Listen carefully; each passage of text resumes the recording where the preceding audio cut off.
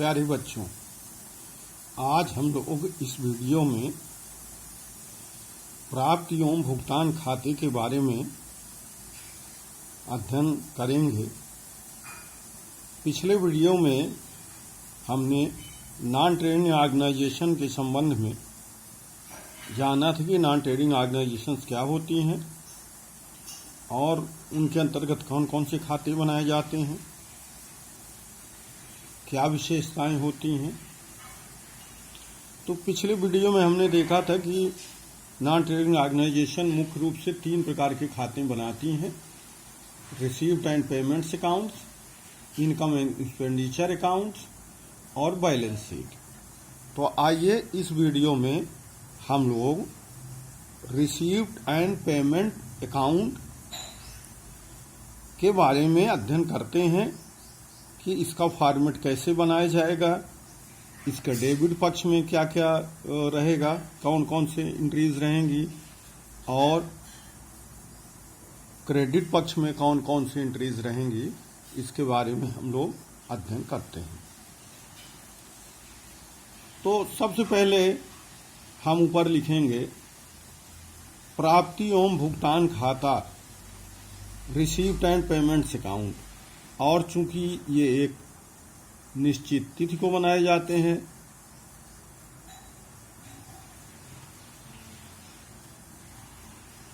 इस पर यहाँ जिस तारीख को बनाया जाएगा वो डाल देंगे या लिख देंगे फॉर द ईयर एंडिंग।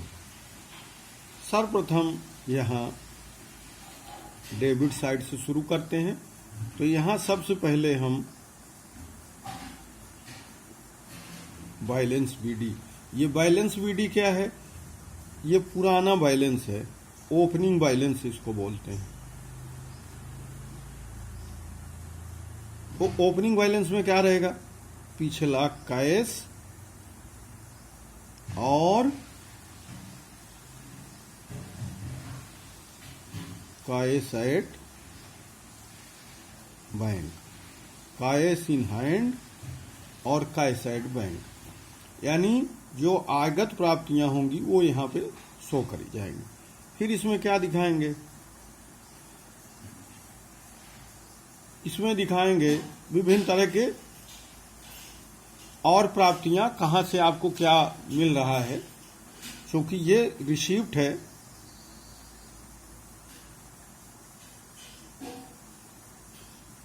और ये अमाउंट का कॉलम है दूसरा, और ये पेमेंट्स, ये रिसीव्ड पेमेंट है ना, ये बनाते हैं और फिर इसके बाद ये एंट्रियां शुरू करते हैं। तो ये हमने एक एंट्री कर दिया है बैलेंस बीडी, यानी ओपनिंग बैलेंस यहाँ दिखाते हैं, कैश इन हैंड और कैश एट बैंक। और इसके बाद कहाँ कहाँ से उसको कितना रुपया मिलता है ये हम लोग इसमें दिखाते हैं। तो जैसे उसको मिलता है इंट्रेंस फी, दूसरा मिलता है डोनेशन, हो सकता है डोनेशन से उसको रुपया मिलते हो या चैरिटी से मिलते हो। फिर उसको कोई ग्रांट देता हो, ग्रांट अनुदान या general grant.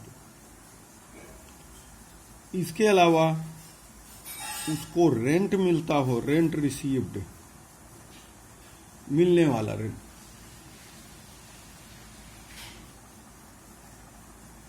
Cell of old newspaper, उसके यहाँ कोई पुराने अखबार रखे हों उसको वो बेच दे, उससे आमदनी कमाए।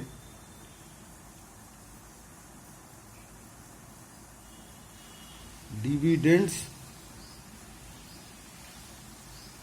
लाभांश द्वारा उसको आमदनी हो सकती है।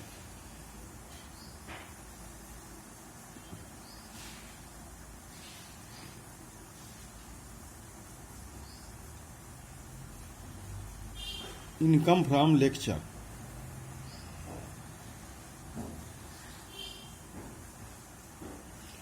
लेक्चर से उसको आमदनी हो सकती है, कहीं कोई लेक्चर दे रहा हो इसके अलावा ब्याज, कहीं रुपया पैसा जमा हो पिछला, उसका इंटरेस्ट मिल रहा हो, ब्याज। इसके अलावा सेल ऑफ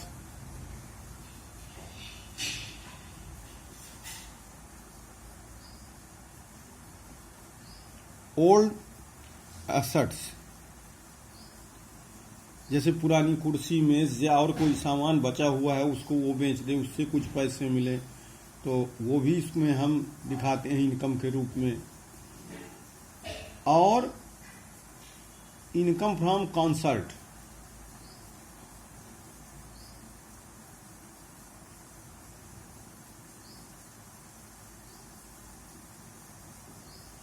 कंसर्ट आयोजित की जाती है, कोई प्रोग्राम आयोजित किए जाते हैं, उन कंसर्ट से भी आमदनी होती है।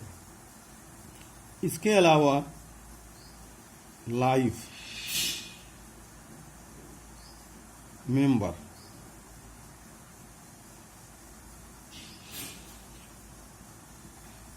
मेंबरशिप फी, आजीवन सदस्यता शुल्क, और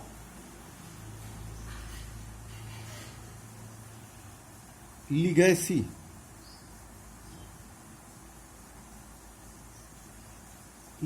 वसीयत, लीगेसी इसको वसीयत कहते हैं। लीगेसीज से भी उनको कुछ आमदनी हो सकती है।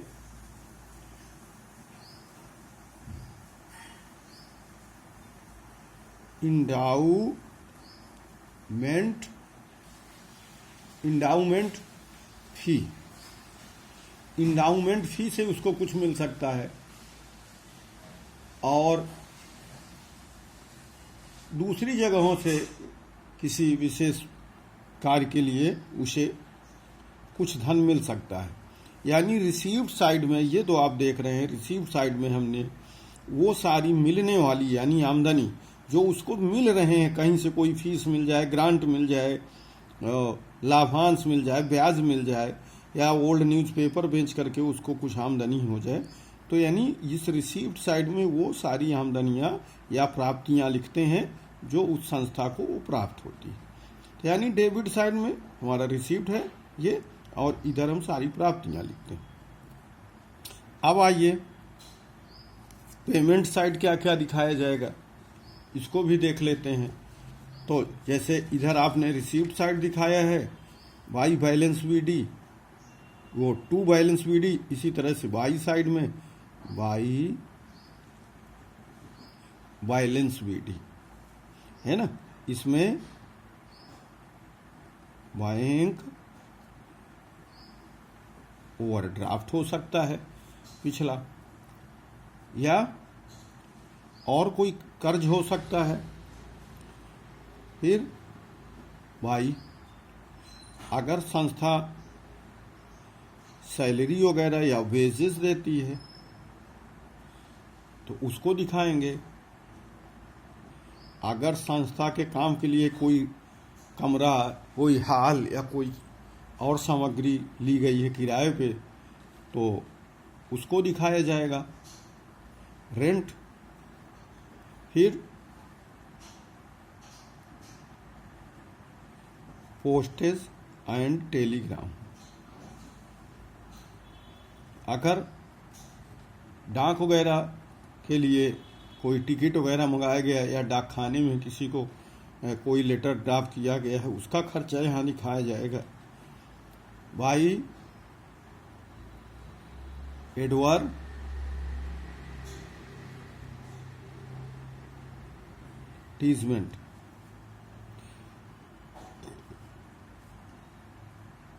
एक्सपेंसेस, विज्ञापन का खर्च है वो दिखाया जाएगा।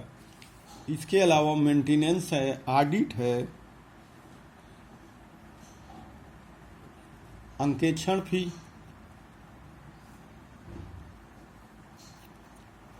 इंश्योरेंस है, इंश्योरेंस एक्सपेंसेस है,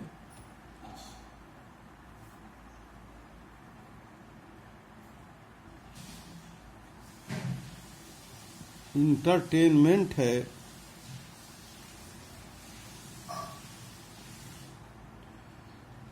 और रिपेयरिंग है। रिपेयरिंग एक्सपेंसेस है, म्युनिसिपल कॉरपोरेशन का टैक्स है,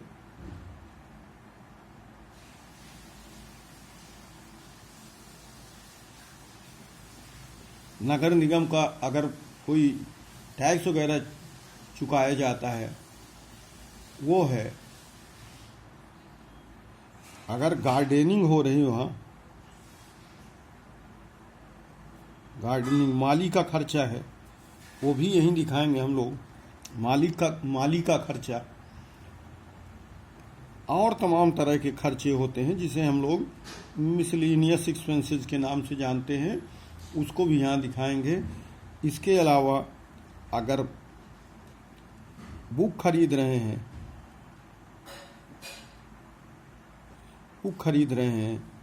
फर्नीचर खरीद रहे हैं, और बिल्डिंग में कंस्ट्रक्शन कर रहे हैं, या और भी अलमारी खरीद रहे हैं, कुछ भी खरीद रहे हैं सामान, तो वो यहाँ दिखाया जाएगा। या हम कहीं इन्वेस्टमेंट कर रहे हैं,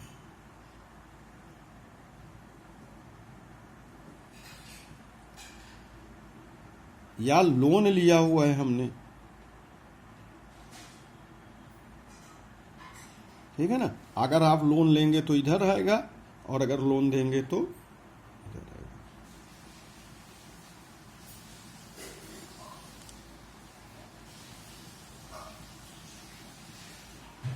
ठीक है, तो ये आपने देखा इस पे कि ये मिलने वाली मदें हैं और ये पेमेंट वाली मदें हैं। ये आपने दोनों तरफ लिख लिया, इधर पेमेंट वाली अर्थात कहाँ कहाँ आपने क्या क्या खर्चे किए हैं वो मदें हैं क्रेडिट साइड में, और डेबिट साइड में वो मदें हैं जो आपको कहीं ना कहीं से धन प्राप्त हुआ है। अब आपने ये लिख लिया, बस यही इसका एक फंडा है, यही सिद्धांत है, इसको याद रखिए। ये जो रिसीप्ट्स है इसमें मिलने वाली जो है दिखाई जाती हैं। हाँ, इतना याद रखना है कि इसमें ऐसी कोई मद नहीं दिखाई जाती है कि जो प्राप्त नहीं हुई, प्राप्त होने वाली है ना। जैसे या कोई खर्चा है, आउटस्टैंडिंग एक्सपेंसेस है, वो नहीं दिखाया जाएगा। इसमें केवल वो दिखाई जाएंगी जो आपको प्राप्त हो गई हैं। होने वाली मदें इसमें नहीं दिखाई जाती कि हम जो है इतना रुपया प्राप्त होने वाला है और उसको शो कर दें। जब प्राप्त हो जाएगा तभी उसको शो करेंगे। इस तरह ये जो खर्चे हैं इनमें वो खर्चे नहीं दिखाए जाते कि वो खर्चे होने वाले हैं, यानी होने वालों की इसमें कोई जगह नहीं है। ऐसे खर्चे जो होने वाले हैं उनकी इसमें कोई जगह नहीं है। तो ये आपने देख लिया, ये हमने इधर पेमेंट से दिखा दिए और इधर रिसीव्ड दिखा दिए।